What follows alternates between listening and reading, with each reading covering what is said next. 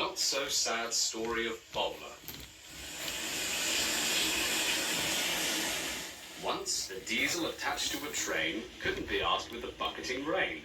It went under a hill, vented fumes from its grills, and wouldn't come out again. The diesel's name was Bowler. Well, sort of. His real name was D4711, sometimes D261 when he felt bored, but ever since he visited Sodor and got a bowler hat stuck in his air intake, everyone called him Bowler instead. He hated that. At any rate, his driver argued with him, but he would not move. "The rain will spoil my lovely green paint and red stripes," he said. "Spoil your paint?" spluttered his driver.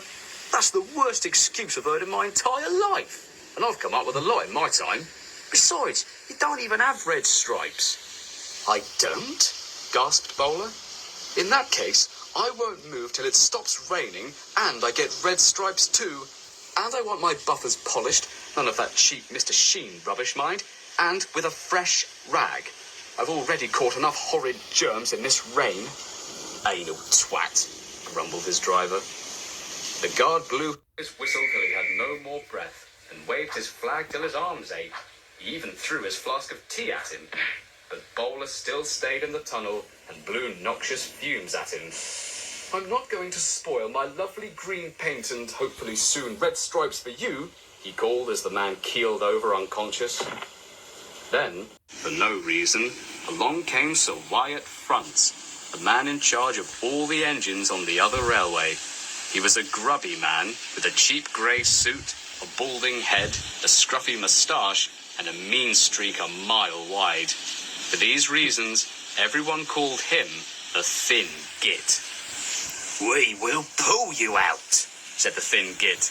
But Bowler only blew noxious fumes at him. "And stop doing that," snapped the controller.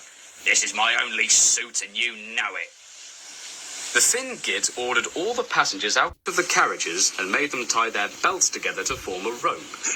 Everyone pulled except the Thin Git, because, he said greasily, "My doctor has forbidden me to pull." But still Bowler stayed in the tunnel. Then they tried pushing from the other end. The Thin Git said, 1, 2, 5, 3, sir, corrected the porter. "Oh, whatever, just push," he snapped. They did, but he didn't help. "My doctor has forbidden me to push," he said oilily. Of course, his doctor had never done such a thing, but he was too busy pushing to claim otherwise. They pushed and pushed and pushed, but still Bowler stayed in the tunnel. At last, Diesel came along with a train of explosives. He was going to level a local park and turn it into an office block. The guard waved his red flag and stopped him. "Let me guess," sneered the shunter. "Bowler again?" "Fourth time this month," moaned the guard.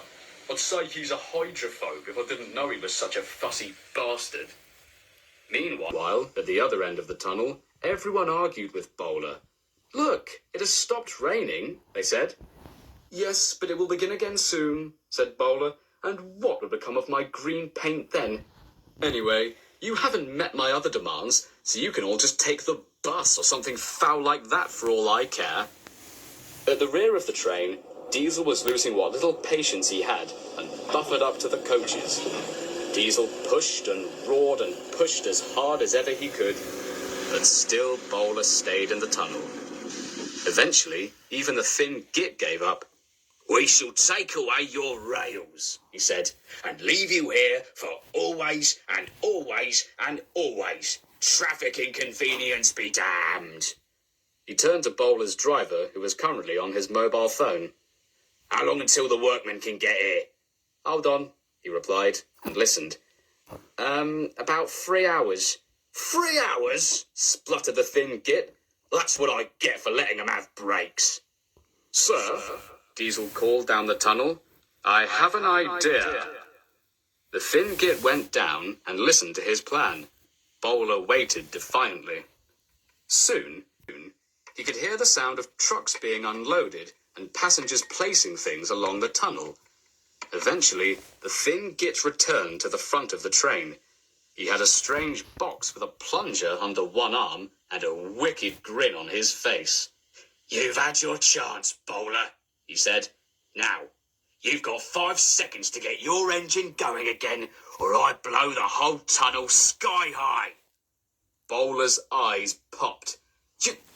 You wouldn't dare," he stuttered. "You do cost quite a bundle to maintain, you know," smirked the controller. 5, 4, 3... In an instant, Bowler's motor sprang into life with a deafening roar. The passengers just cheered and danced in delight. They were so happy they didn't notice that Bowler and the coaches had run off without them until too late. "Oh, bugger!" snapped the thin git, and he threw the detonator to the ground. Boom! Could only stand dumbstruck as stone, grit, and earth flew everywhere. As the dust eventually began to settle, the thin git marched over to the rubble that was once the tunnel mouth. "This is coming out of your salary," he yelled. Diesel and his driver cringed.